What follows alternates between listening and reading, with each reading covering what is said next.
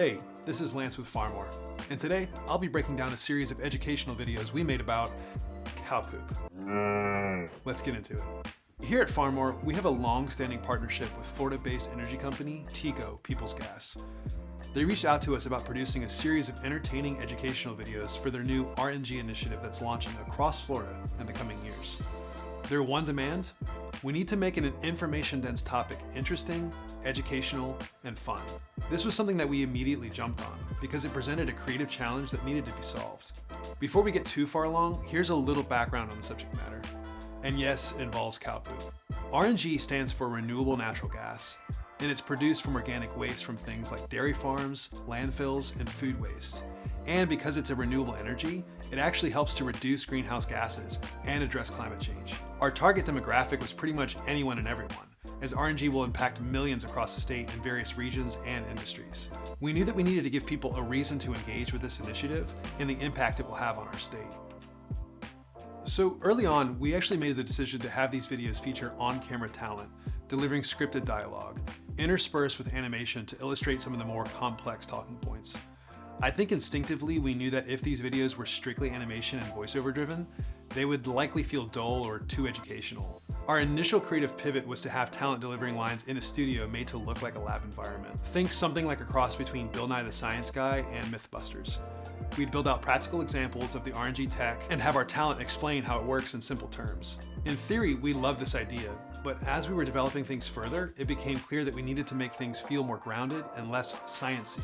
At its core, RNG is actually a pretty simple process. Don't get me wrong, there's plenty of tech involved, but it's not exactly the most complicated process. We really wanted to lean into this and show the blue-collar side of RNG, and have the information be more relatable to the masses.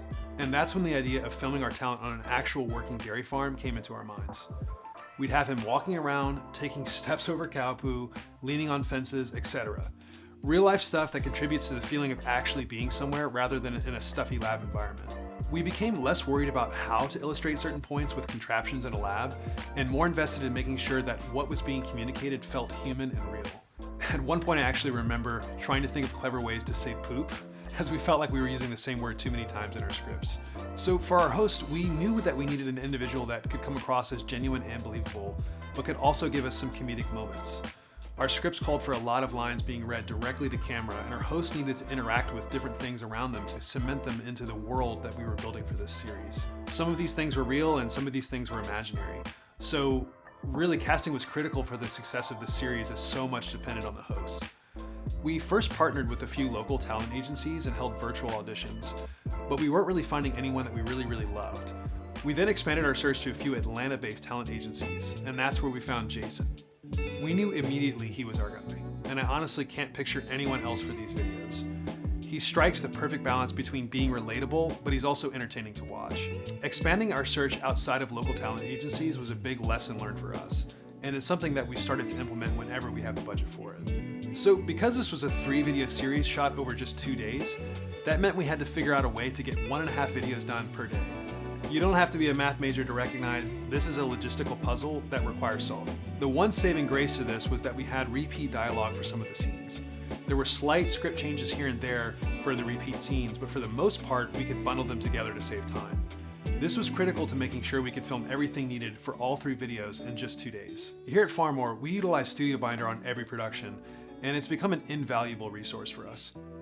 Studio Binder lets you consolidate scripting, scheduling, storyboarding, call sheets, and more into one centralized web app. It takes a bit to get used to the way things need to be laid out in order for Studio Binder to be fully optimized, but once you do and you get used to it, it's such a powerful resource. To avoid the headache of working in multiple projects, we decided to consolidate all 3 scripts into a single master script document inside of Studio Binder, with a master storyboard, shot list, and production schedule for the entire series. We essentially approached this as an episodic TV series, with each video having its own unique set of shots, props, filming locations, etc., but consolidated into one large project so we didn't have to bounce back and forth between projects.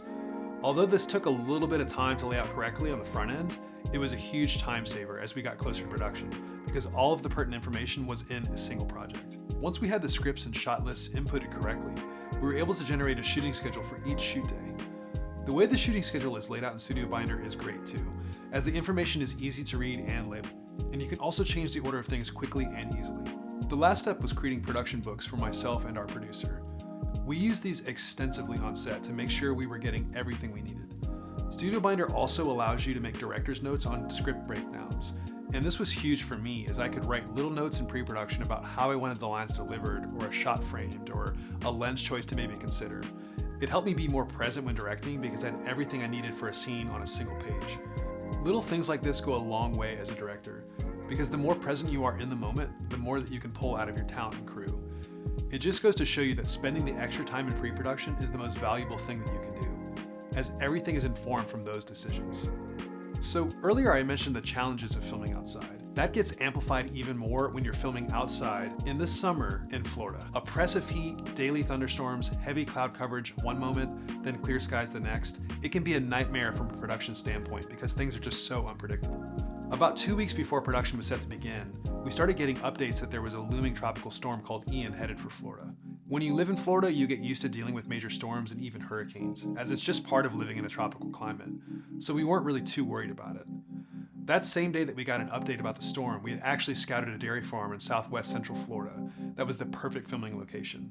Large open fields, lots of cows, and best of all, low average rainfall for that time of year in that region. Honestly, my gut sank when we heard it took a direct hit.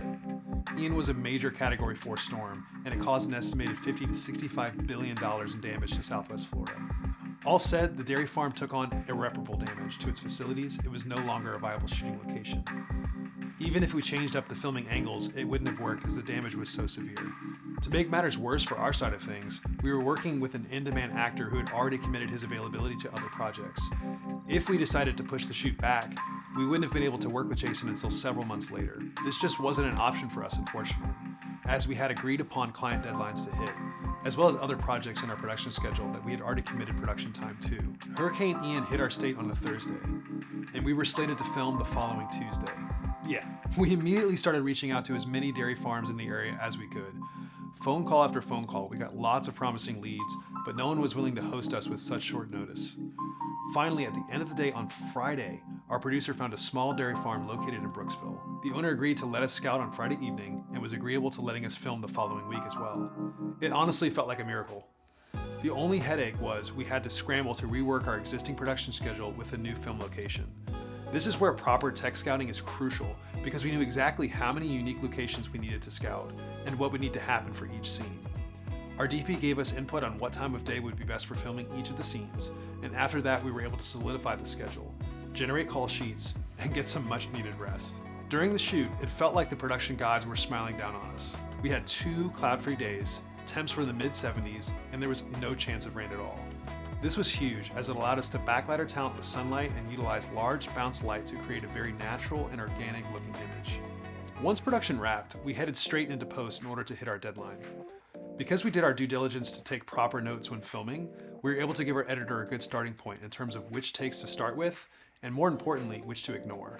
This helped save a lot of time, and we were actually able to get rough cuts for all 3 videos turned around in just over a week. This was crucial to hitting our deadline because it allowed us to get the rough cuts out to our animator, who could then start working on the animations and VFX simultaneously while we continued to tweak things in post. Speaking of animation, we opted for an approachable aesthetic that felt educational. Hand-drawn graphics and a typeface that felt youthful and bright were the primary concerns for us. These videos are for all ages after all, and it was important to me that they feel that way. I especially like the use of paper texture as the background, as it adds an organicness to the graphics and helps them feel connected to the overall aesthetic. Once we had picture lock, we moved on to color and sound mix. It was important to me that this series should look how it looked on set. We weren't trying to go for a vibey film emulation look, as it felt very out of place against the bright blue skies, comedic host, and friendly cows. We filmed outside on a real dairy farm for a reason, and I wanted the viewer to feel like they were transported there. I was really impressed with our lead editor, Rhea, who was able to work in multiple songs into each of these videos. Even though they aren't long videos, they each have defined sections communicating different information. Each video takes you on a bit of a unique journey, but they all feel connected and part of the whole. If you have any editing experience, you know working with multiple songs in one edit is no easy task, and I'm really glad we found a way to make it work. Beyond the music, there were countless hours spent on sound design and finding the perfect samples and tones for everything from a magic 8-ball shaking to cow manure plopping on the ground. Ooh. Yeah, Sound design is actually my favorite part of the post-production process because it adds so much depth and dimensionality to an edit. Well, bet you didn't see this coming. You're informing the viewer on how to feel about what they are seeing, and there's so much power in that from a creative perspective. We learned a lot from this project. Most importantly, the power of pre-production. I can't stress enough just how important pre-production is to ensuring things are on time, on budget, and making sense creatively. Because we did our due diligence to be as organized as possible inside of Studio Binder, it allowed us to pivot quickly when we were forced to switch locations last minute. If we had not laid things out in the way that we did, I don't think that we would have been able to pull it off. Secondly, we learned just how important a shoot location contributes to the final look of a video. Even with the advancements in virtual filmmaking technology that you've seen recently, the reality is you simply can't fake real sunlight interacting with real objects in a real environment. There's an almost intangible quality to it. It feels real because it is real. This adds to the final look of this series, and it's something that I'm proud that we committed to doing, even with the location challenges that we faced. And lastly, we learned just how important it is to champion the creative. If you believe wholeheartedly in an idea, it's worth pursuing, even if it means it may be harder to achieve. We had a very clear vision for how we wanted this series to look, feel, and sound. And the best part is, it's good for the environment. There were certainly easier ways to get it done, but the results would not have lined up with the creative idea. I can honestly say that this series exceeded my expectations as a director. What I had in my mind when crafting these scenes was executed so well by our talent Jason, and our entire film crew helped make the visuals look and feel incredible. The result is a series that is engaging, fun, educational, and something that everyone can learn from and enjoy. Well, thanks for checking out this breakdown on our RNG 101 series. Remember to like and subscribe, and let us know in the comments if there's anything we didn't cover or that you might like to know more about. See you guys on the next one.